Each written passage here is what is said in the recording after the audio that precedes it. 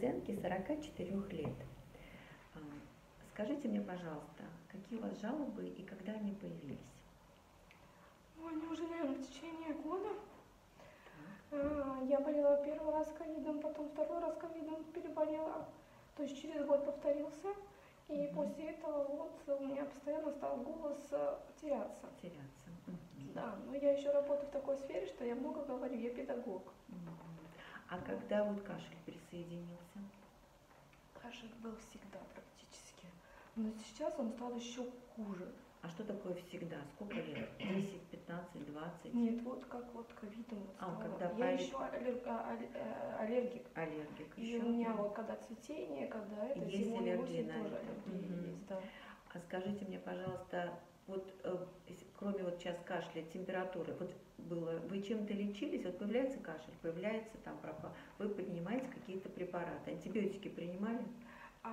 Вот я принимала в этом году, в начале где-то февраля, вот так вот где-то марта.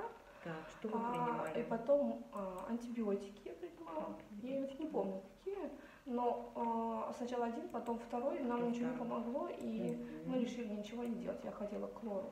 Так. Вот. Лор это вам назначал, врач, да? Лор. Да. И он сказал, что больше ничего не надо делать. Он проводил какое-то местное лечение? Да. А еще сдавала анализы, там с кишечником может связано, потому что у меня повышенная кислотность. Я сдала ФГТС. ФГС сделали, да? Да, и у меня показала панкреатин. Панкреатит? Да. Вот очень сейчас, много кроме желчи. вот этих жалоб на горло и кашля, пока нет никаких жалоб. На желудочно-кишечный тракт сейчас нету жалоб. Всю пищу усваиваете. Было есть... вот недавно, пока мы вот не пропили АМС, пока АМС, она мне препараты еще назначила, но я пока их не пила. Давайте я начну сначала, я вам все покажу. Мне, в принципе, фактически все ясно, что с вами. Вот нам только единственное, надо будет... Вот смотрите, вот первая страничка, это вы. Дальше у нас с вами вторая страничка. Это все показатели здоровья, высчитанные по системе. Компьютер имеет математическую программу, он все считает. Он подсчитывает, где и в каких системах есть нарушения. Когда я вас снимала, он мне сразу написал, что есть проблемы с бронхолегочной системой, они составляют 41%. Мы это явно видим и слышим. То есть на первом месте.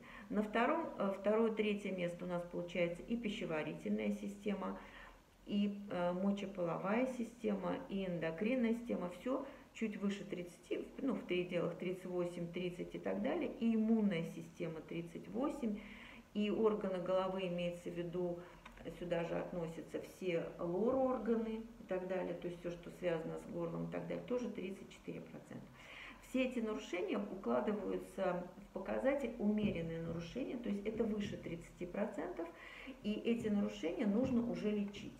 Вот когда ко мне приходит пациент, у них здесь до 30, он минимальное нарушение пишет, мы можем с вами достаточно уже легкими методами обойти.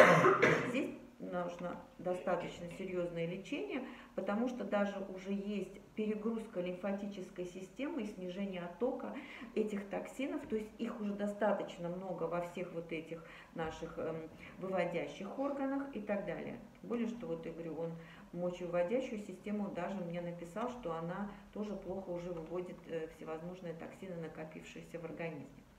Что на первом месте вообще вот при диагностике? Я просто сразу могу вам сказать, что на что себе обращает внимание, это наличие нескольких видов грибов, плесени и плесневого аллергенного грибка, вот, который вашу как раз аллергию делает. Вот на первом месте кандида робиста 44%, дальше идут пенициллиновые грибки. Ну, кстати, стафилококк 35%, то есть вот они делят пополам кандида, это грибок, и стафилококк, кок, который сидит, вот, держит эту инфекцию. 35% это очень, тем более мутант он, это даже там не воздушный, не аурес, и на него нету антибиотиков, как и на кандиду. И вот это практически вот ваш случай, когда он не лечится клинически. Правильно вы говорите, что вы провели антибиотики, вообще никакого эффекта. Вы провели второй курс никакого эффекта, потому что вот эта ситуация, когда ваши собственные клетки внутри заполнены, весь вот верхнедыхательные пути, вплоть до, он мне сейчас пишет бронхи, тоже, значит, кстати, вся эта инфекция, она проходит по всем слизистым и так далее. И на первом месте он сейчас пишет грибок, микоз. Этот грибок в верхних дыхательных путях, плесневые грибки пенициллиновые, даже вплоть до того, что они находятся вот в евстахиевой трубе. То есть это очень глубокое, то есть это о чем говорит, что это очень давно.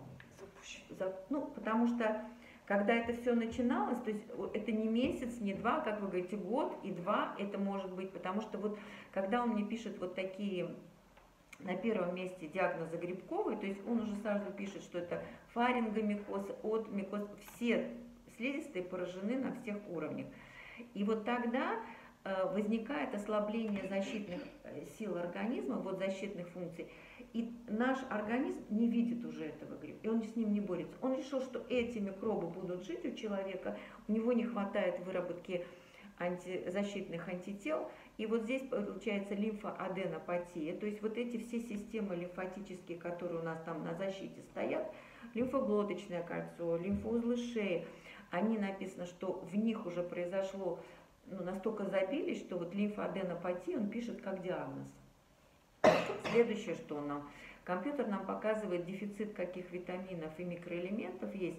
На сегодняшний день, ну, это практически вот у всех людей такая, конечно, ситуация, что дефицит витаминов С и В и группы В, потому что, ну, это связано вот с нашим питанием и так далее. Но у вас это в первых рядах, то есть это на первом месте. Нам сразу говорят, что иммунке не хватает как раз этих защитных, нужных для организма витаминов, и поэтому развился дисбактериоз кишечника. Вот, то есть это основные диагнозы. И с чем это еще связано? Вот дальше, все, что с желудочно-кишечным трактом, и то, что вы исследовали на ФГС, там, к сожалению, не видно, что, для чего вообще я эту программу делаю, покупала и так далее, почему мне это было нужно. Вот в клинических анализах и в наших исследованиях, в УЗД, ФГС, рентгенах, невозможно посмотреть функцию органа. Вот мы с вами не видим, как он работает. Что помогает это сделать программа? Она, например, видит, как работает легкие, как работает печень. И вот здесь он выносит нам на первую страничку диагноз дискинезия желчевыводящих путей по гипокинетическому типу. То есть это что, вот по-русски, если перевести?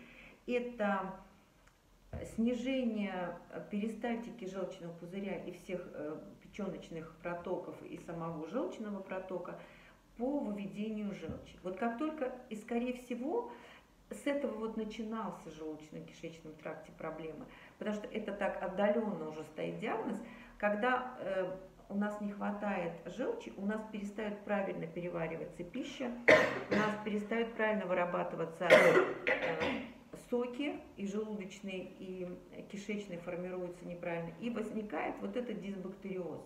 То есть начинать надо с давних проблем, которые были давно. Ну, соответственно, он мне пишет уже диагнозом грибковое отягощение, соответственно, еще есть, ну, фарингомикоз, как я сказала, дефицит жизненно важных и редкоземельных микроэлементов, это хрома, селена, которые участвуют в образовании гормонов, вот, адаптогенных и половых. И тут вот эта проблема уже возникла. И наличие еще двух видов инфекции, это вируса цитомегаловируса и микоплазмы. Они, опять же, это микробы. Вирусы цитомегаловируса относятся к вирусам герпеса. Но они опять, вот вы, как сказать, провоцировал их коронавирус. Вы много-много лет с ними ходили. Вы абсолютно могли бы на них не обращать внимания, если бы не прошел коронавирус. Что делает коронавирус? Он настолько подавил нашу иммунную защиту внутреннюю, да, местный иммунитет, Т и Б, выработку лимфоцитов, что вот эти вирусы, которые всегда жили в организме человека, и практически сейчас 100% загрузка людей на планете вирусами герпеса, они подняли голову, и у вас они теперь в организме как носители. То есть цитомегаловирус, вот один из подтипов, вышел 18%. опять же, проблема в том, что когда это ниже 50%, и препараты не берут, и до них добраться очень сложно. Это глубоко сидящий вирус, он сидит в клетках уже не слизистых, это чаще всего ткани крупных суставов, например. Это ткани, и должны вы ощущать это ткани, которые связаны с головным мозгом, клетки мозга, цитомегаловирусом поражаются. То есть вот тут уже присоединяются симптомы, которые непонятно откуда взялись у человека. И он не понимает, почему у него весь организм начал разваливаться. И он мне здесь пишет: суставы, обратить внимание на суставы ног и рук, обратить внимание на почки, мочевыводящие пути, обратить внимание на бронхи и легкие. Причем по одной стороне больше бронхи и легкие, это получается правая бронхи, правая легкая. То есть, ну просто по этой стороне больше прошло поражение, да? Мы это все излечимо. Вот самое главное у нас было с вами понять, какая инфекция где. Вот по порядочку, все очень аккуратненько, это убирается. У меня есть на это все возможности. У нас есть аппаратное лечение, у нас есть аппаратный лимфодетокс. Все это потихонечку человек убирается. И я хочу сказать, что вы не первые и не последние приходите с этими симптомами. И мы это все потихоньку убираем. После цитомегаловируса, особенно первые полгода, вообще шли очень много людей с поджелудочной, с проблемами поджелудочной железы, с проблемами вот именно вирусов герпеса. Просто огромное количество. В течение полугода, сейчас стало все меньше, все-таки уже проходит время, немножечко иммунка начинает работать, люди какие-то мероприятия проводят. Но еще раз говорю, вот эта картинка очень типичная после вот этих всех заболеваний, которые прошли у нас в течение вот 3 лет, поражали нашу всю планету. Поэтому все решаемо, все лечится и все хорошо лечится. Понятно, да? Я главное, что вам все... Теперь можно эту всю картинки, эти все вы получите. У нас 15 картинок с текстом в PDF-овском документе. Я высылаю на электронную почту. И вордовский документ, это уже будут назначения, рекомендации, все программки, где будет подробненько по пунктикам вам расписано все. Вот смотрите, что я открыла. Я открыла сейчас бронхолегочную систему, и цифры, которые здесь мне показывают, говорят о том, что, во-первых, есть наличие слизи сейчас в клеточках и бронхиального дерева, и легочной ткани. Есть вот эти остаточные явления перенесенной инфекции, есть наличие, то есть измененных тканей в легких и в бронхах. Ну, еще раз говорю, все лечится и все восстанавливается. По картинкам здесь получается 10-10. Ну, фактически уже чуть-чуть началось излечение. Вот чуть-чуть как бы началось излечение, было бы 12, сказала бы вот вообще, но сейчас уже организм начал чуть-чуть бороться с этой инфекцией. По желудочно-кишечному тракту хочу сказать, что застойные явления в печеночных протоках больше, застойные явления в самом желчном пузыре, камней не вижу, и билирубиновых камней не вижу, что слава богу. В двенадцатиперстной кишке остатки достаточно сильного хронического воспаления, такие же остаточные явления воспаления в желудке. Ну, как бы вот сейчас не острое все состояние, все в хронике, как хронический гастрит, можно сказать, хронический дуоденит. В тонком кишечнике точно так же такой хронический энтероколит, опять же в состоянии вот ремиссии, то есть на сегодняшний день нет острого воспаления, что позволяет нам. В поджелудочной железе даже есть кисточки от перенесенных воспалений, тоже перенесенный хронический панкреатит, я бы поставила диагноз. И есть проблема с клапанами пищеводными и желудочными. Скорее всего, есть рефлюксные дела у вас. Есть, да, потому что вот здесь есть проблема уже поражения тут на 18%, то есть это уже поражение, которое фиксируется. Это математическая программа считает, она считает в процентном выражении. Вот если взять за 100%, например, у нас ткани, то сколько процентов тканей нарушено. И здесь мы вот здесь четко можем сказать, где прям срочно нужно принимать меры. Бывает с острым воспалением приходят, да, люди, вы пришли с хроническими воспалительными изменениями, которые нужно прямо вот сейчас решать и разрешать, чтобы не дожидаться воспаления, обострения этого воспаления. Что мы смотрим дальше? На сегодняшний день, почему он обратил внимание у меня на почки и мочевыводящие пути? Потому что пишет, что есть нарушение минерального обмена в сторону мочекислого диатеза, и есть песочек в левой почке, песочек в мочевом пузыре, и есть кисточки, кстати, в яичниках еще. Может быть, это фолликулярные кисты, надо посмотреть. Тройка, чуть-чуть вот увеличен левый яичник сейчас. А какая фаза цикла? Не делали вот УЗИ яичников давно? Делала, она сказала, что вот еще надо пройти именно когда на второй, на третий день, да, чтобы вот я хотела сказать, убрать чтобы убрать, вот это, да, чтобы посмотреть менструальный как раз цикл, чтобы посмотреть. Ну вот сейчас он мне рисует фолликулярные кисты и множественные, больше даже в левом яичнике, чем в правом.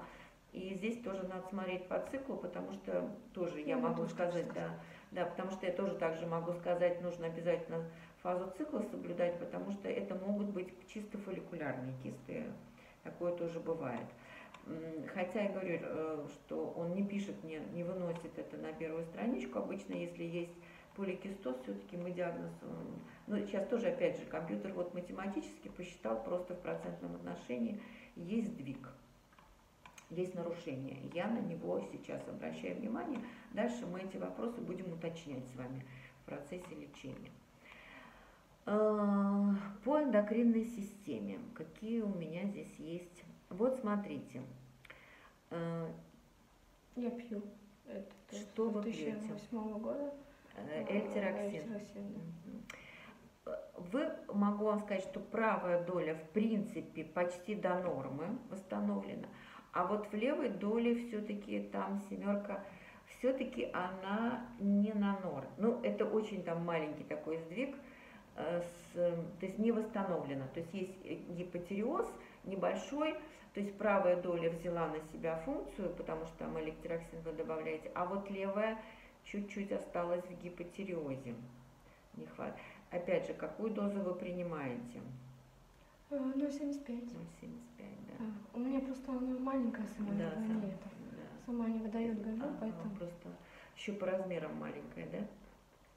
А вы рожали? Пыталась первый раз сама, но не получилось. Делали экстренное кесарево. А второй раз уже... Сами родили? Нет, второй раз уже... Второй повторный с кесарево должна, да. Конечно, плановая. Потому что по рубцу. Хорошо, а первое по экстренному какие были показания? Узкий таз поставили, но гинеколог говорит, нет, всем ставят узкий таз, там был период такой. Говорит, будем сами рожать. Не смогла. Ну, я сейчас посмотрю еще раз. Раз, два, три. Ну, показывает гормоны на нижней границе нормы. То есть не показывает пока выход гормонов. То есть понятно, что 0,75 по всей видимости все-таки было чуть-чуть маловато. Но делать сотку вам мы будем тоже перестимулировать. Тоже не очень хочется. Там проблема какая? Сейчас почему у меня сейчас есть сомнения по... Сейчас я вам покажу.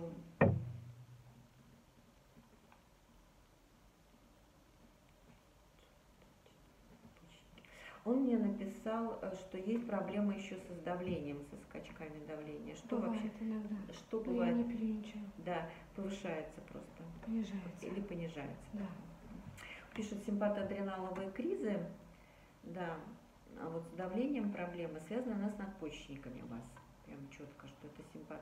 То есть что такое симпат адреналовый? То есть когда есть какой-то фактор стрессогенный, например, да, то есть надпочечники срабатывают, вырабатывают по гормонам больше кортизола, потом этот уровень резко падает гормонов и вообще всего, и уходят они прям вот совсем в стадию, тут даже кисточка есть там на левом надпочечнике, и они потом не держат этот уровень давления в норме, то есть оно или скачет туда или сюда, вверх или вниз, и вот этот вот как раз вы фиксируете это тем, что там голова на это реагирует, это вот именно симпатоадреналовые кризы, это не гипертония, это не гипотония, это именно включены гормоны, то есть это вот гормоны, уже гормонально зависимое давление.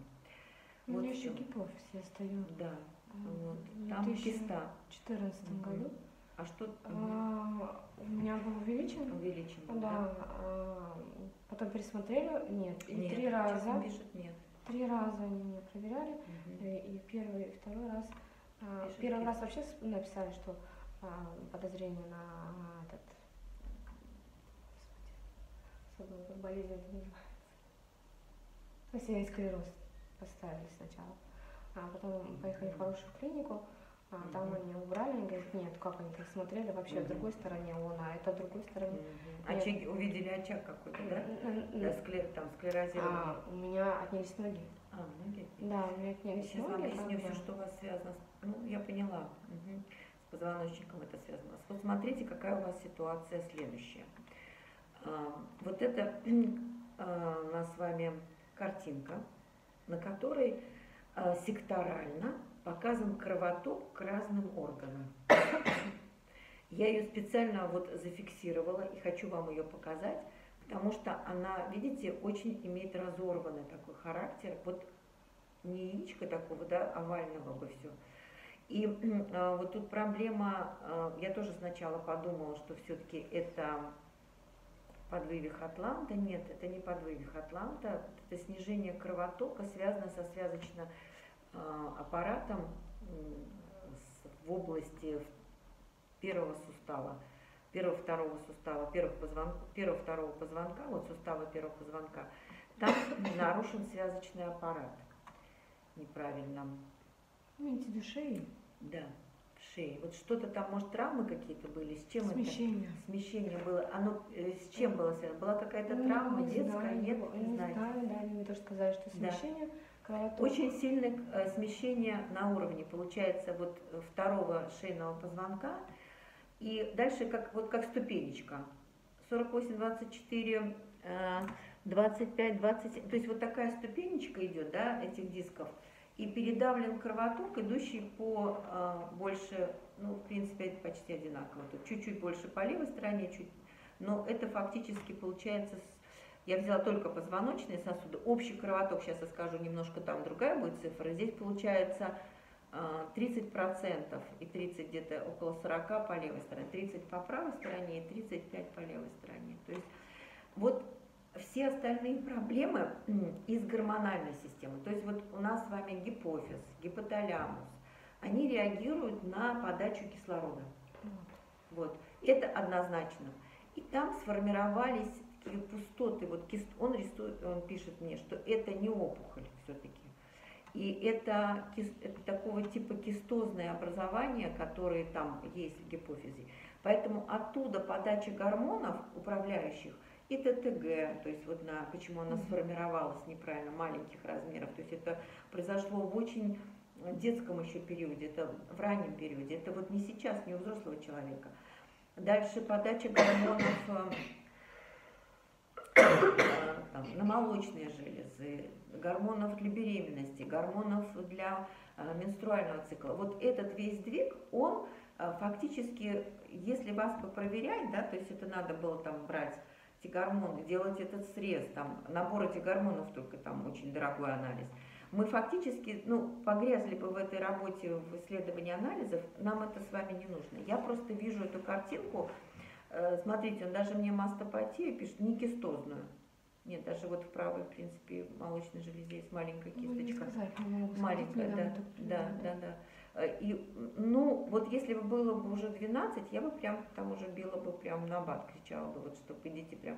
Но уже мастопатия, диагноз можно поставить. Вот еще чуть-чуть, компьютер бы уже написал диагноз. Но, еще раз говорю, это чисто гормональные вещи. Вот они выровняются, поэтому можно сейчас понаблюдать. Естественно, я напишу все-таки там сделать исследование уже после 45 лет уже делаться маммографии, да, потому что вот здесь все-таки есть уже маленький значок на кисточку. Хотя я говорю, что вот все, что я вижу здесь, это гормональный сбой управляющий, который формировался очень много лет. Вот это не сегодняшняя ситуация. И щитовидка – это не сегодняшняя ситуация. Что мы делаем, когда мы даем альтероксин? Мы делаем заместительную терапию. Мы не лечим ни щитовидку, мы не восстанавливаем ее функцию, мы ее просто поддерживаем. Вот что и делают. Врачи правильно это назначили, потому что на тот момент надо было это назначить. Но проблема-то осталась.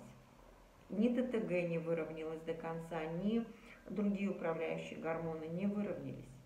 Причем вот здесь, вот я говорю, такая кисточка в гипофизе, как бы несколько даже. Они очень, это микрокисточки. То есть я говорю, вот когда компьютер считает клеточки, он их считает очень дотошно, да, вот, то есть каждую клеточку. Даже иногда рентген может это не увидеть, там, да, там такое срезы, например, там томографию иногда. Вот ко мне приходят люди, работающие там в каких-то профессиях, где надо проходить комиссии, вот они иногда томографию, вот эту посрезную, послойную делают, и на томографии вот находят вот эти мельчайшие изменения. То есть это очень такой сложный момент диагностический, поэтому ну, сидеть тут, выискивать там и скрупулезно это все делать, самое главное сейчас, вот я говорю, что исключили опухоли, мы с вами можем восстанавливать гормоны. Есть очень хороший препарат, который, вот, по которой я делала работу после того, как я защитилась по нейроэндокринным нарушениям, который как раз и восстанавливает гипофиз. Это единственный, вот, он занимается медленным, то есть вы знаете, клеточки дифференцированные у нас очень медленно регенерируют, да, у нас понятно, что мы раньше даже говорили, что нервная клетка не восстанавливается, как и эндокринная. Но оказалось, что все-таки восстанавливается, все-таки есть тенденция вот этих дифференцированных клеток выровнять. У меня есть случаи проверенные, когда мы вот щитовидную железу смотрели при удаленной щитовидной железе. Человек принимал препарат Ренджи, и у него можно было увидеть. Знаете что-то о себе, то я поэтому... Вот смотрите, что здесь еще есть. Он написал нам, что исключить сейчас из питания. Почитайте, получите. Не подобрал пока диету, потому что сложно, я понимаю, рекомендации на сегодняшний день, вот компьютер очень хитрый, понимаете, он иногда подбирает ему вот по энзимам. Сложно, видно, подобрать было, потому что вот я приблизительно какое-нибудь лечебное питание вам на дискинезию, которая есть, перекину. Вот, хорошо?